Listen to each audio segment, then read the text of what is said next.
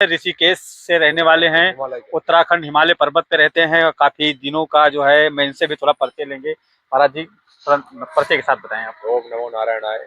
मेरा नाम है जगदीश स्वरूप ब्रह्मचारी।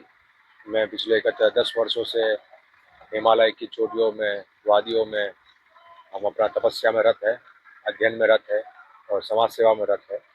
मैं जगतगुरु शंकराचार्य श्री माधवाश्रम ज्योतिर्मठ से दीक्षित हूँ। परंपरा वही है हमारे। तो ऋषिकेश हिमालय की पाद भूमि है। मतलब हरिद्वार से पहाड़ शुरू नहीं होता। जो शुरू होता है देखा जाए तो ऋषिकेश से पहाड़ का अधोगमन शुरू हो जाता है।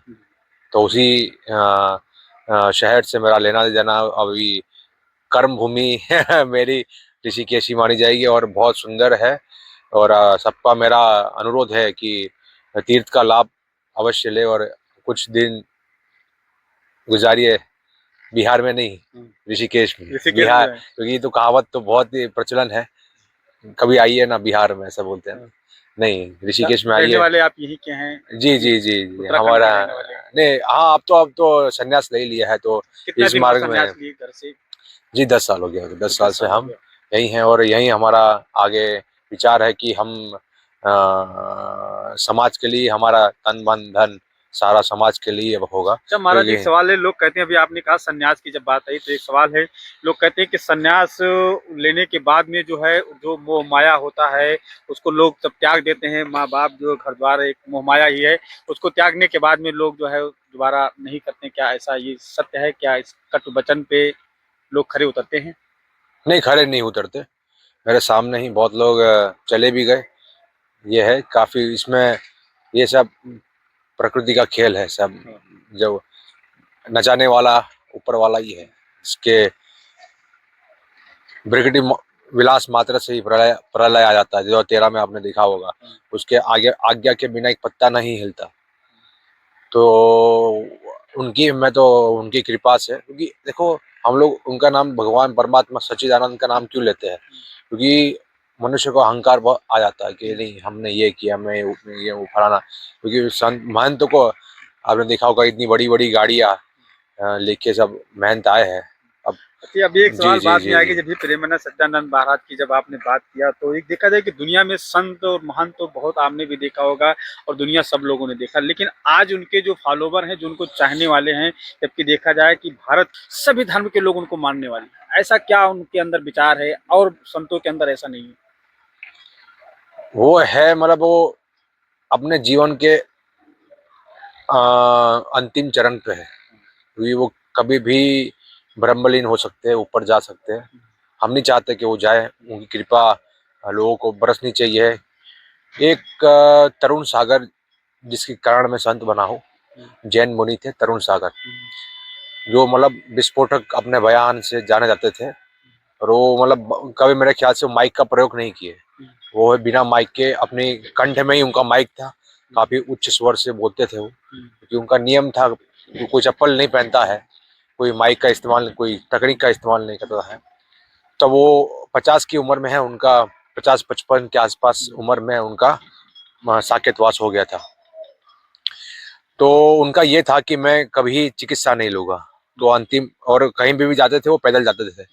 तो वैसे ही प्रेमानंद जी का, महाराज जी का ऐसा ही है, जो वृंदावन की विभूति है, कि वो 2 किडनी खराब होने के कारण वो अपना इलाज नहीं करवा रहे हैं। मतलब उनको देने के लिए कौन कौन आ गया सामने के लिए, मतलब क्योंकि वो बोला कि एक किडनी का नाम कृष्ण है, दूसरी किडनी का नाम राधा है।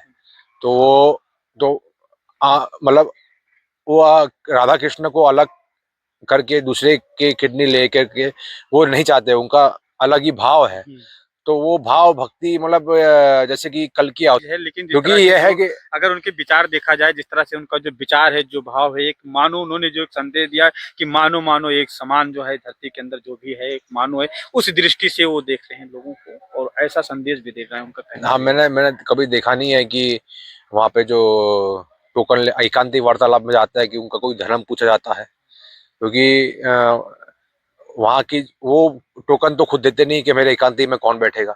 उनके अनुयायी लोग, जो उनके चेले चपाटे हैं, उनके शिष्य है, शिष्य ही बताता है कि गुरु किस अव्वल दर्ज, तो सबको अनुमति देते हैं। सरदार को भी देखी होगी आपने, काफी धर्म, सारे धर्म के एकांत में बैठते हैं, सबको मार्गदर्शन देते हैं। जी मार्गदर्शन। ये मतलब सनातन धर्म की एक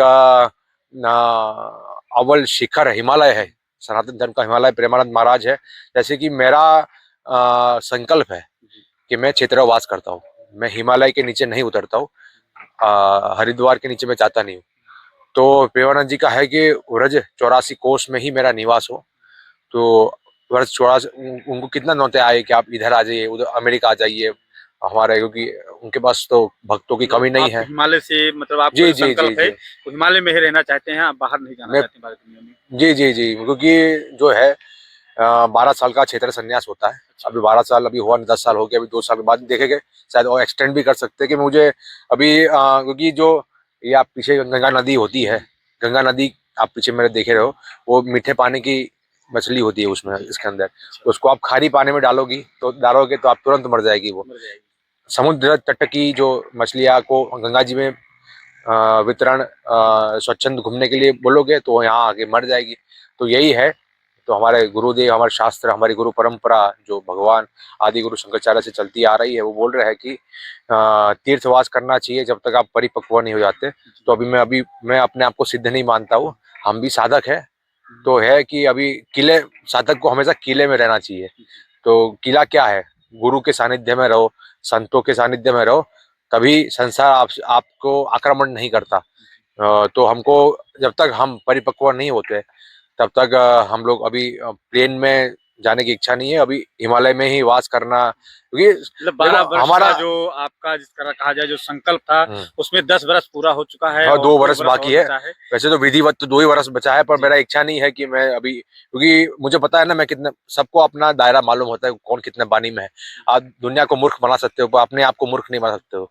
चोर को मालूम होता है कि मैं इसको मूर्ख बनाने वाला हूँ, इसको लूटने वाला हूँ, पर स्वयं के अंतरात्मा जहाँ भगवान विराजमान है, तभी तो वो चराचर में भगवान व्याप्त है।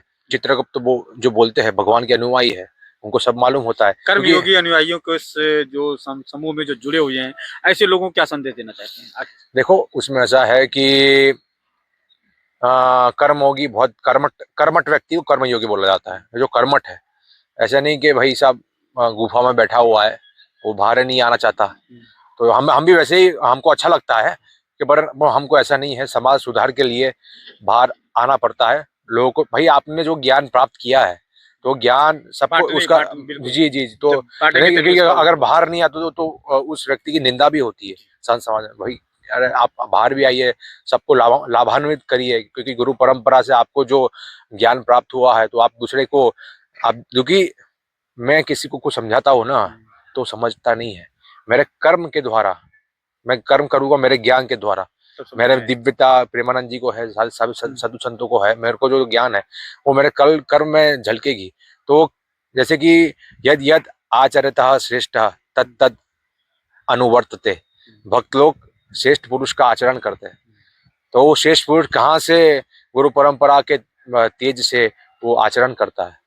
तो हमारे जो कर्म से, मैं चाहता हूँ कि अभी दिव्य भारत जो एक संस्थान है उसके द्वारा कर्मयोग संगम, अभी गेंडी खाता और हरिद्वार में 2 जगह उनका कार्यक्रम है 3 दिवस का। तो मैं चाहता हूँ कि लोग इसमें जुड़े और कर्मठता की ओर, ना कि, क्योंकि आजकल तो मांग है उत्तिष्ठः जागृतः पार्थ। गीता में कृष्ण जी ने भी कहा है कि भाई पार्थ उठ, अपना नपुंसकता का परिचय सूत्र मत दे, ते में सत्य का तू खून है। और क्योंकि आजकल आक्रांताओं का हर चारों तरफ से वार हो रहा है, क्योंकि आधुनिकता छीनी जा रही है, हमारी कृषि सारी, हम सब भी सब पलायनवाद कर रहे हैं, क्योंकि भारत में रहना कोई चाहता नहीं है। अब पूंजीपति सब भाग रहे हैं यहाँ से, और यहाँ से वैज्ञानिक भी भाग रहे हैं, तो फिर बचा कौन है? तो हमको पुनः गांव की ओर लौटना चाहिए। गांव की ओर लौटना। हाँ, तो हम हरिद्वार गांव ही है। तो हम दिव्य भारत की बहुत संस्था है, और कर्मयोगी जो संगम आयोजन किया है संतों का और गौ माता, राष्ट्र माता। पहले नहीं था ये चीज, मैं भी कहूंगा, लेकिन जब से कहा कि भारतीय जनता पार्टी की इससे सरकार आई तब से उत्तर प्रदेश हो या उत्तराखंड हो या भारत के किसी भी राज्य हो जहाँ भी बीजेपी की सरकार है, तो वहाँ पे गौवंशों को लेकर के काफ़ी सरकार ने बजट दिया और उनको रहने के लिए, खाने के लिए। जबकि देखा जाए हमारे उत्तर प्रदेश में योगी आदित्यनाथ की सरकार है, आपके यहाँ तो उत्तराखंड जो है धामी पुष्पधामी जी। धामी जी की सरकार है।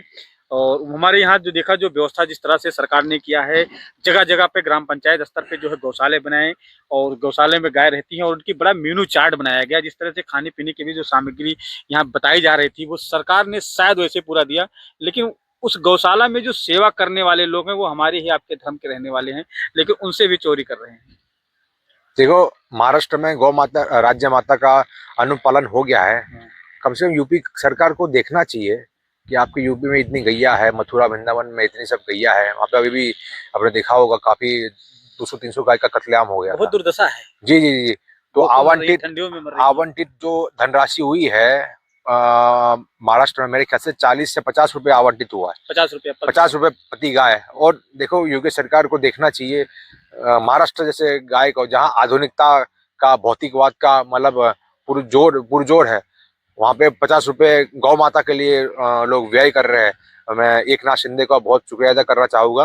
पर क्या योगी जी जो गढ़वाल के हैं, पहाड़ के ही है, अच्छा, पहाड़ के जन्म, योगी जी आपके तो उत्तराखंड के रहने वाले हैं। हाँ उत्तराखंड के हैं, और उनका यूपी में गए हैं, तो वो एकनाथ शिंदे से सीख क्यों नहीं पाए अपने? चलो, राज्य माता का दर्जा तो नहीं, पर आप गौ माता के लिए बहुत सारी मांग है, क्योंकि अवैध आपने बंद कर दे कत्लेआम, क्योंकि अवैध से पैसा नहीं आता था, इसलिए बंद करवाया। और बोल परचम तो लहरा जाता है कि हम बहुत परम गौ भक्त हैं, क्योंकि अवैध कत्ले खान गौ कसाई लोग देते नहीं थे अवैध का, अब क्योंकि लोकल वैध वैध वैध वैध हमारा संपूर्ण भारत से हमको बंद करना है। तो इसकी शुरुआत हमारा मुख्यमंत्री ओजस्वी तेजस्वी योगी जी से प्रार्थना है, गुहार है कि ये गौ हत्या यूपी में संपूर्ण रूप से बंद करने के आप शुरुआत श्री गणेश तो आप ही करिए।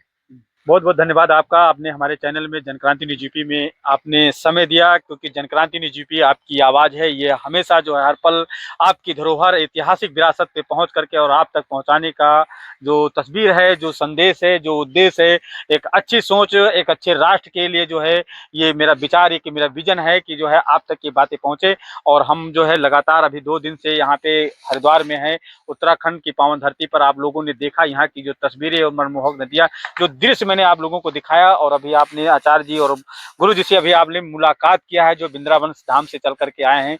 उनके विचारों को लेकर के आपका क्या राय है, क्या कहना है, प्लीज अपनी प्रतिक्रिया जो है अपने कमेंट में जो है अपना उद्देश्य जरूर प्रस्तुत कीजिएगा। और लगातार हमारे साथ ऐसे बने रहिए। मेरा अगला पड़ाव जो है कहीं और किसी और के साथ होगा, और दूसरी नई खबरों के साथ में फिर पुनः आपके साथ पेश होऊंगा। तो आप लगातार जनक्रांति न्यूज़ पे आपको देखते रहें लगातार।